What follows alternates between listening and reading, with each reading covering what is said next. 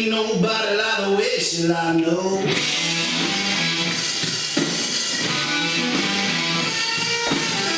Beats on my soul, been so, but I take out a loan just one kiss, mama, oh.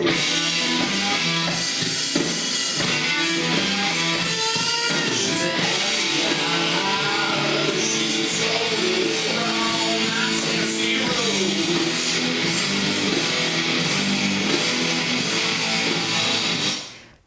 This week on txTNationTV, it's all about the music. That's right. I've been rocking out to Feedback Revival for the last little bit, and that's their latest album, self-titled Feedback Revival. Stay tuned because it's nothing but music all this week.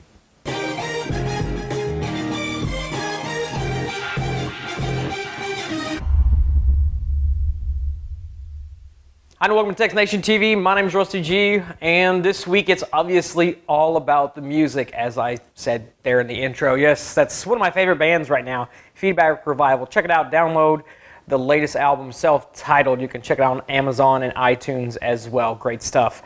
Great local band here out of Nashville. But all that aside, obviously the big boom that has been this past week has been, well, what HTC now calls boom sound. But basically it's the used to be really good sound Dr. Dre beats. And I say that sarcastically, obviously, because he sold a lot of this brand, whether it's the headphones, whether it's inside of an HP laptop because HP bought into it, or whether it's your in-ear headphones. It's Beats by Dre. Everybody knows what they are. They're nothing sub $200 headphones unless you get the in-ear ones. But either way, obviously the big news was Dr. Dre's basically selling out to Apple for $3.2 billion. Along with Jimmy Levine or however you pronounce his name, it seems that Apple has now purchased this, but there's no official announcement yet. So that's, as of this recording, it's not official. But we've got WWDC coming around the corner in June, so that should probably be official by then. If not, there might be a news press release, something between now and then to say everything's official. I'm sure they're just working out all the details. But with the two of those, Dr. Dre and Mr. Jimmy Levine, however you want to pronounce that, becoming, well, pretty much the richest rappers, well, Dr. Dre specifically, the richest rapper that has ever lived for $3.2 billion, so that's awesome. Congratulations to him. I wouldn't buy his stuff. I just think it's kind of overpriced for what you're getting. It's just take out the low ends, extra bass, stuff like that. It's all on how you want your music to sound. So if you're into deep basses, that's fine, I guess, but that's just not my thing. So, but congratulations to that whole company, because obviously you're making a lot of money. But to talk about the specific thing that I want to talk about was music, because everybody has their way of doing music as far as storage. All of us have our libraries upon libraries of music. Specifically, I use a mixture of iTunes and Google Music and Amazon, kind of all mixed into one. And those are the three big services that I wanted to talk about. And one that actually just had a story was Microsoft.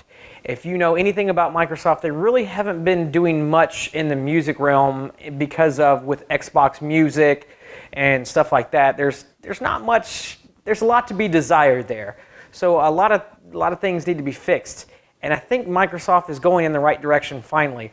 Obviously, as of recent, Microsoft went from SkyDrive to OneDrive, and everything's on the OneDrive, your life, everything.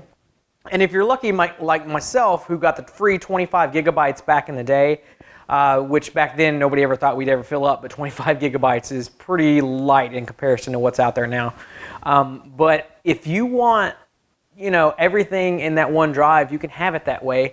And now it looks like Microsoft will be implementing Xbox Music on top of that, so that if you go and drop your stuff off into this OneDrive music folder, you can basically stream to your other Windows devices. This can include your Xbox. This can include any of those Microsoft Windows tablets. This can include any of your Microsoft Windows PCs. Obviously, Windows 8 PCs, and I'm assuming they'll be able to do it on Windows 7 PCs as well. But the idea is that you store all of your music in the OneDrive, aka the cloud, and then you're able to stream it to all of your devices, which is completely awesome. So hopefully we're going to see that coming up in the future. We don't know much about it yet, just that we'll be able to upload our music. Now, one that I use that I know a little bit more about, which I use daily, to be honest with you, is Google Play. This used to be Google Music, but since Google kind of slammed everything all into one, your movies, your music, your photos and games and all that stuff into one, it's just pretty much Google Play. You're able to use this as a streaming medium as well. Now, Google has actually kind of answered into iTunes, because iTunes obviously came around before it. But Google Music, you're allowed to upload up to 20,000 songs into the service. Now, Google Music is great because it actually supports MP3, ACC, WMA, FLAC, and OGG, but that does not support any of your protected files like AAC, ALAC, WAVE, AIFF, and RA files, which nobody really uses those anyway. Everybody kind of sticks with MP3. For those of you on FLAC that want to have that lossless audio, same thing with OGG. For those of you using Linux, there's a lot of people that want to use that lossless audio and they don't want to lose any of that stuff into compression with MP3s, M4As, and those type of files. So Google Music allows for 20,000 songs, which is amazing because a lot of us don't really carry 20,000 songs around. A lot of us have iPods that we've carried in over the years and iTunes. So myself, I carried over iPods myself, and so I've always used iTunes.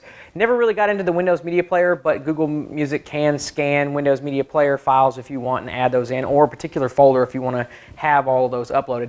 It takes a little while to get it all uploaded, and if Google scans your files and finds out that they already have that file, they're not going to upload it. They're just going to skip it and it's going to give you access to that file. So completely awesome. I love it. And Google Music even has, if you want to go into a paid subscription service, I think it's like $8, $9 a month, you can do the streaming thing and basically be able to play whatever you want from their library, which is fairly huge.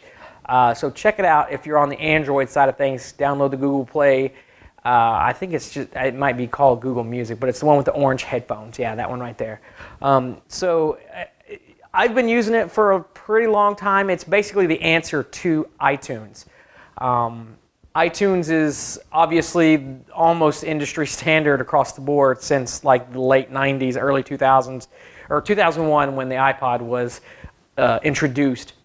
And we've all been using either iTunes, Winamp for those of you back in the day on Windows PCs, or Music Match, which was what iTunes actually purchased and then became. But I've used iPods and iTunes for a very long time, so I would stick with that for the longest time. But for those of you that are used to iTunes, you're also used to DRM music, which over the last 10 years we've actually lost the DRM because of companies like Amazon, who also I want to talk about, but we'll get there. But because of DRM, being DRM free, we're now able to put our music wherever we wanted to, because back in the day, iTunes only allowed up to 5 devices, and you could only burn it twice and play it. It was weird, but basically you paid your 99 cents and you were only allowed so many places that you could put it, because that's what the music industry wanted. But as streaming services over the years, Pandora, Slacker Radio, Rdio, I could go on and on. Those streaming services became, people didn't want to own their music. They just want to kind of be able to listen to it whenever they want to.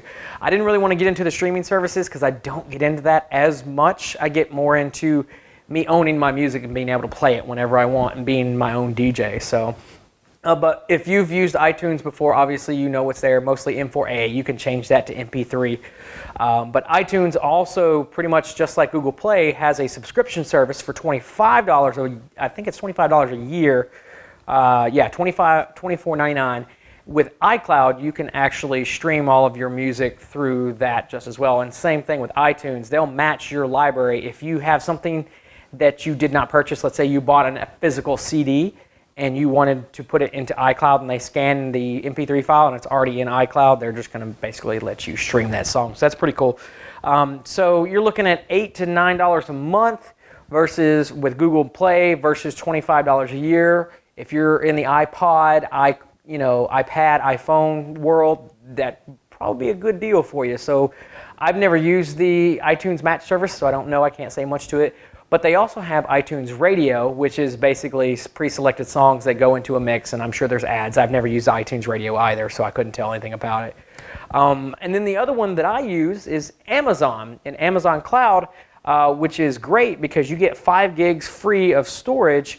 And then if you go through, and I think they had a special, if you bought an MP3 album, you got 20 gigs for free, so that was kind of cool.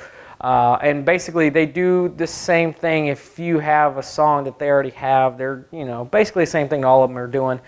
And you can upgrade from their 5 gig service. If you wanted to, you can do $20 a year, which is $5 less, but you only get 20 gigs.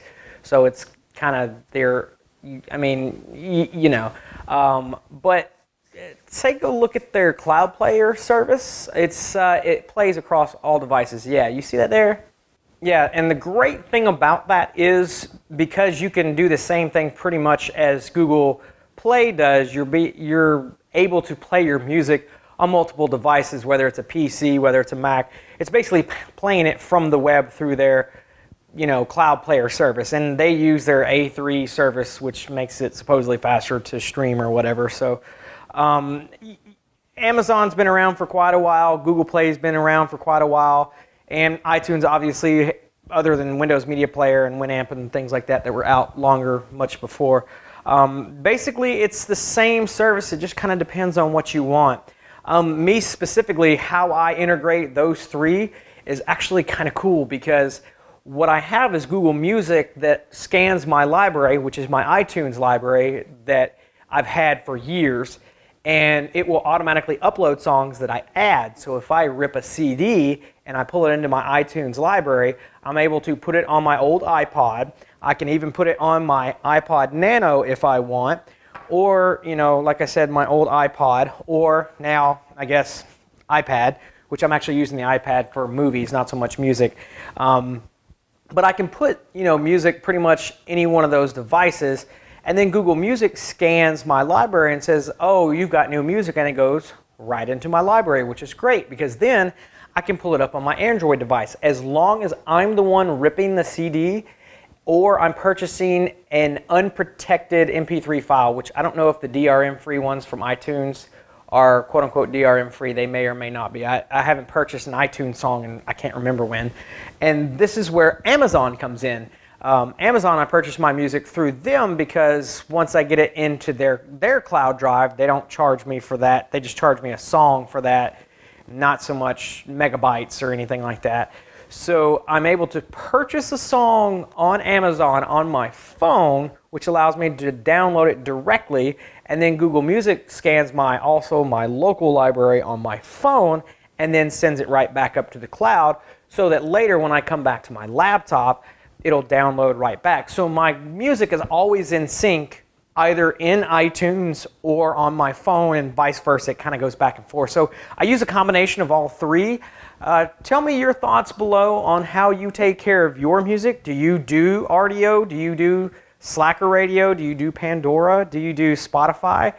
Or are you like me and you like to keep your music and you like to make sure you have it at every time? That way if you're ever offline, in a plane or on a boat or something where you don't have access to internet. Not that you wouldn't have access to internet on a boat, but you might be out on the high seas, who knows. But do you like to store your music and have it somewhere that you can keep? Do you keep it on a NAS, back it up that way?